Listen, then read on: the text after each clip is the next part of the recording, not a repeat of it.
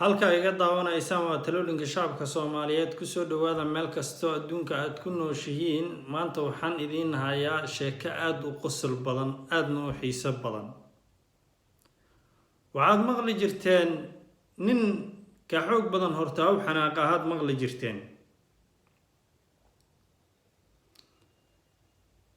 shirkad la yiraahdo Dubai Force ma arkino wasaaradda ugu weyn ee arrimaha dhaqaalaha ee Dubai ayaa waxay sheegtay gobol Soomaaliya ka mid ah in ay gobolkaas 20 sano uu ka madax bannaanay ee Soomaaliya, asagoo markaas aanan u fikirin si qoto dheer oynan marka horeba ay qof aqoon la aynan u dhiibin ay tuuraxay iyo boqortooyo ay ahayd. sababtoo ah nin aqoon leh waxaas meel lama tago amba kuma hadlo, wuxuuna meel aga dhacay qadiyadda amba qarannimada Soomaaliya ayuu meel aga dhacay iyagoo markaas ku sii faafinayo wakaaladda wararka ee adduunka idaacadaha afka carabiga ku baxo. weliba Soomaaliya wax problemi isma gelin ee ururka jaamacadda carabta ee markii ugu soo horeysay ka dhacaya Masar ayay dacwad ka gudbisay. dhowr bilood kadib garoonka aadan cadde airport waxaa ku soo degtay diyaarad aad u weyn oo balaayiin dollar ay markaas ku jirto.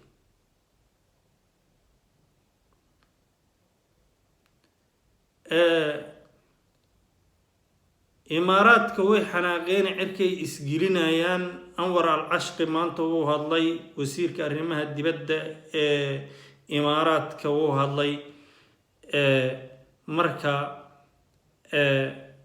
waxayna sameeyaan dhoolatus aad u badan iyo waxa ay ununkana siiyaan iyo dhaqaalaha iyo waxyaabahaasi ka hadleen. laakiin waxaa ku cad imaaraadka waxa ay Soomaaliya ay ku caawinayaan inaynan liajlillaahi aynan ka ahaynin ay ka tahay munaafaqnimo ay ka tahay.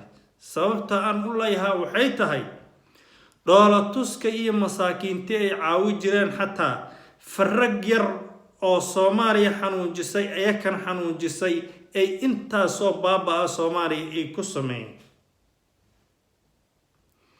afka malab kale waa wada naqaanaa sida loogu hadlo. marka ay saas u dhacday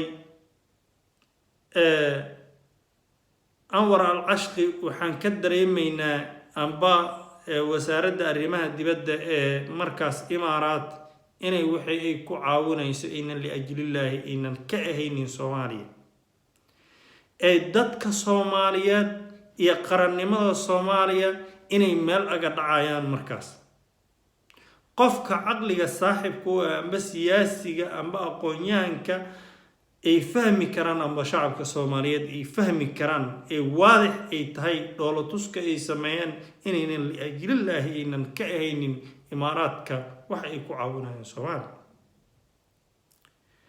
annagoo markaas qaranyaal aan wax sii haynay mutadawiciintii hore ee qarniyaasha ee Soomaaliya, ilaahay wuxuuda sidaqaha aga dhigo ma ku sheeganayno haddii aan nahay shacabka Soomaaliya. Anwar al-Ashqi wasiirka arrimaha dibadda wuxuu sheegay inay 20 sano caawinayeen ay maantay ay anfaaq imaaraadka iska baxleeyihiin. meel ka dhici uu ku sameeyay ayuu rabaa in raaligelin looga bixiyo qarannimada Soomaaliya ee maal looga dhacay. oo rabaa isagoo balaayiin dollar dalkiisa soo geliyo oo rabaa inaan ka bixiyo raaligelin. laakiin maalmo kamida wasiirka arrimaha dibadda ee Soomaaliya iyo madaxweynaha iyo siyaasiyiinta iyo shirarkii oo ururka jaamacatul carab ka qayb galayay inay maalmaha kamida ayadoo barwaaqa ay aragtida ay meeshaas ka arkeen ee maalmaha kamida ay shacabka Soomaaliyeed la wadaagi doonaan. waa rajaynaa insha Allah. خير بدن أيان إذين رجينا يا مركزنا سياسيين الصوماليات وحاول درايا فرين waxaad u jeedin dalkayna iyo dadkayna ayaa la kala qaybinayaa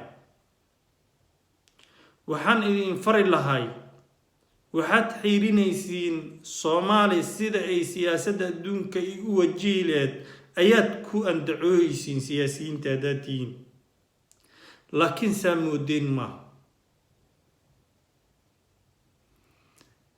mar walbana waxaan idin leeyahay dowladdiina gadaal ka mara hadaa siyaasiyiinta tiin afkiinana inuu hal ahaado. Salaamu calaykum waraxmatullaahi wabarakaatuh.